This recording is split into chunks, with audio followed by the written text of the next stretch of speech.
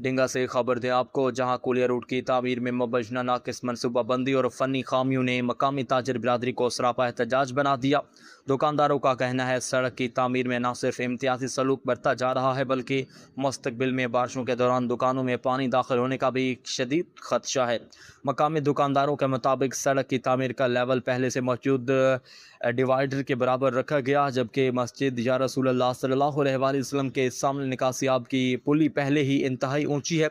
Communication के engineer की जानिब से दुकानदारों को ये अजीब व गरीब हिदायत दी गई कि वो अपनी दुकानों के फर्श सड़क से सिर्फ 9 इंच बुलंद रखें। ताजरों का सवाल है, अगर सड़क पहले ही 1.25 फुट बुलंद है तो ये 9 इंच का फ़र्क बारिशों के पानी को दुकानों में दाखिल होने से कैसे रोक पाएगा। सिर्फ यही नहीं, ताजरों ने निशानात में रद्द-बदल का भी संगीन इल्ज़ाम लगाया। दुकानदारों के मुताबिक इब्तदाई तौर पर डिवाइडर के सेंटर में दोनों तरफ 44 फीट चौड़ाई के निशान लगाए गए थे, मगर अब अमली तामीर के दौरान MCB की जानिब सड़क का दायरा कार 1 फुट बढ़ा दिया गया, जबकि गर्ल्स स्कूल वाली सिमत उसे 1 फुट कम कर दिया गया, जिसे मुतासरीन खुल्लम खुला इम्तियाजी सलूक करार दे रहे हैं।